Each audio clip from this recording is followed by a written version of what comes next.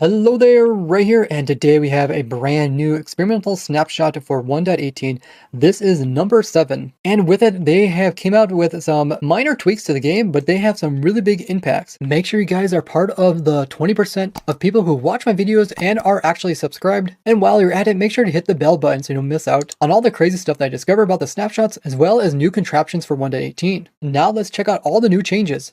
The first change that they added in is to do with the noodle caves. Noodle ones are like spaghetti ones, but they are even thinner yet. Some of them are so thin that you can hardly even climb your way through them. So this is one right here. They used to be capped at Y level 130, meaning that you wouldn't ever see these guys intersect the surface above this level. But now they can, so this little teeny crack can actually make its way all the way to the surface, and they can be hard to see. So be careful when you're walking at even the highest points of the world, because you could slip into these cracks and possibly fall to your death. They also came in and made some parts of the terrain slightly more smoother. Look at these two images here. In the distance you can see it got a bit smoother overall, which means there's going to be less 3D noise. But by far the biggest change has to do with elytras. Now elytras will no longer take durability damage when you're just gliding with them. This is a huge change compared to before, and they will only actually take damage when you use rockets.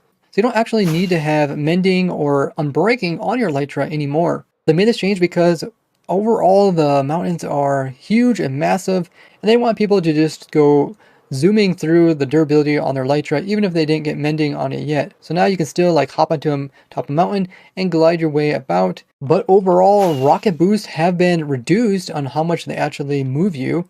Overall, they are not going to accelerate you forward as fast. And the reason that they did this is because elytra boosting with rockets was just pretty much the fastest way to get between places, meaning that other transportation methods were almost just redundant at that point. So they wanted to balance it out a bit, and for that reason, they made it so that you can't just like hit a whole bunch of rockets and just like keep zipping super fast forward and get from A to B really fast. Now, another reason why they did this is because a lot of times when players would zoom across the world really fast on servers, even in earlier versions of Minecraft, they really had a struggle trying to keep up with the player and loading, which was causing a lot of lag, and the players would also just end up loading a lot of chunks really fast. And they recognize with the new world height, it's even going to be a bit more difficult for servers to load the entire world up as before, because there is more blocks in each chunk, and they just overall don't want players zipping through, loading tons of chunks, lagging down servers, where servers will never really be able to get a grasp on how fast the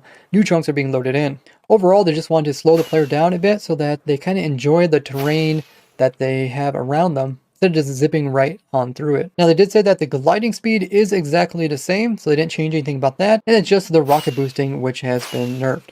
They also came out saying that this will probably be the last experimental snapshot for 1.18, and they will be then coming out with actual snapshots for 1.18. Now, the reason why they came out with experimental snapshots in the beginning here is because there was so much changes that occurred in the very beginning stages of them working with this whole new world height limits as well as new terrain. They just knew that they were going to come in with many different things that they were going to try but then take out again. They didn't want to upset people by removing stuff that they had added just for testing. But along the way, they really changed the snapshots from the very first one to this current one. There has been a lot of tweaks, and all for the better. So in the actual snapshots, they're going to focus on more of the bug fixes, which you really didn't see bug fixes too much in these experimental ones. And they're also going to come out with other features that we heard about during the Minecraft live event, including the new biomes at the bottom of the world, which are going to be called the Deep Dark. These biomes are going to take advantage of the new 1.18 abilities where biomes can be different depending on how high or low they are, such as we see with like the dripstone caves and the lush caves. And the Deep Dark is supposed to be at the bottom of the world and kind of have some vibes reminding you of the end dimension. So maybe it's some kind of lore that kind of connects the overworld with the end. And maybe it's kind of a way to teach players how they're supposed to get like Eyes of Ender and get into the end dimension. Kind of like we've seen in Igloos, where it teaches players how to cure villager zombies into villagers. This includes a new mob, the Warden. We also seen the sneak peeks of what it might look like. And more recently, we've seen the actual textures of these new blocks, as well as their names. We also are missing the feature of the goat horns, and that will also be added in 1.18, where the goats will hit things and then they will drop horns. You can actually farm those up. And on top of that, the goats in general just need to have their loot be given to them as they don't even have mutton as a drop. Also, we can look forward to them trying to figure out how they're going to make it so that we can still get deep slate emeralds, because currently 1.18 there's no way, since emeralds only generate from like the top of the world to partly down it, and deep slate variations or only occur from around Y level 0 downwards, and they don't really intersect each other. One way they could combat this is by coming in with the tough blocks above Y level 0, because any ores that generate inside of this stuff will be the deep slate variation. And you wouldn't necessarily actually have to have deep slate up above, but then again, having deep slate ore not in deep slate generation would just be weird. Plus, we can look forward to how they're going to make it so that you can take your old worlds and bring them into the new world without there being a huge, big, jagged border between the old biomes and the new biomes. They are going to make it so you can play your old worlds in these new 1.18 versions, but they just want to make sure that the old worlds aren't affected or destroyed, and they want to make sure that the transitions between the biomes look good.